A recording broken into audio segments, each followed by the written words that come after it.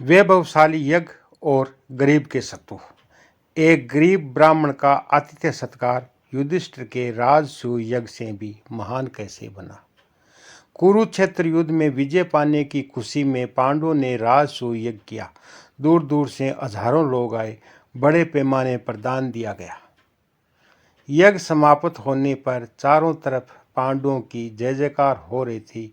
युधिष्ठिर दान पुण्य करके बहुत प्रसन्न हुए थे तथा युधिष्ठिर के मन में घमंड भी हो गया था और श्री कृष्ण भगवान ने उनके मन की स्थिति को समझने के बाद उनके घमंड को चूर करने के लिए एक माया रची और उसी समय एक नेवला आया।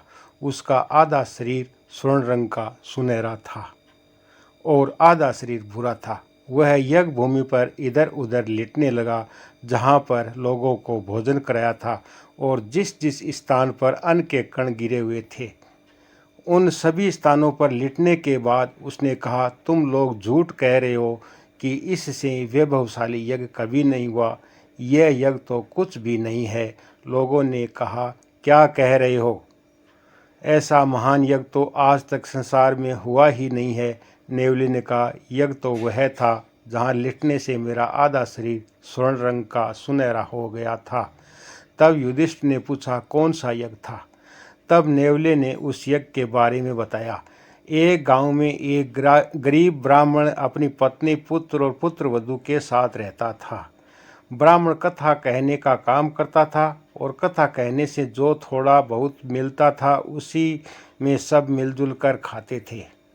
एक बार वहां अकाल पड़ गया। कई दिनों तक परिवार में किसी को अन्न नहीं मिला। कुछ दिनों बाद ब्राह्मण के घर में कुछ आटा आया।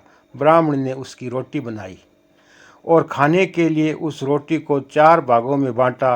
किंतु जैसे ही वे चारों भोजन करने बैठे, दरवाजे पर एक अतिथि आ गया।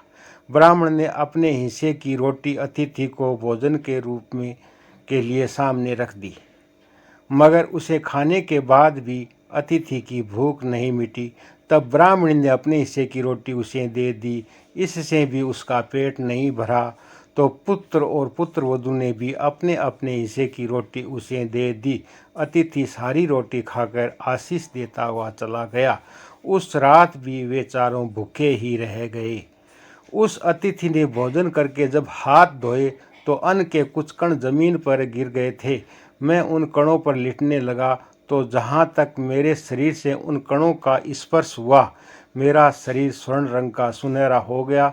तब से मैं सारी दुनिया में घूमता फिर रहा हूँ कि वैसा ही यज्ञ कहीं और हो जिससे मेरा आधा शेष रहा शरीर भी स्वर्ण रंग का हो जाए, लेकिन वैसा यज्ञ कहीं देखने को नहीं मिला।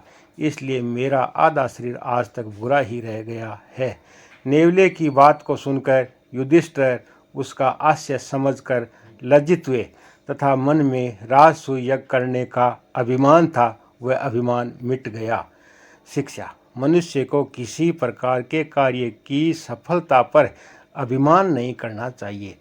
जिसका अभाव हो और बड़ी कोशिश के बाद हासिल होने पर उसका त्याग करने वाले लोग ही महान होते हैं।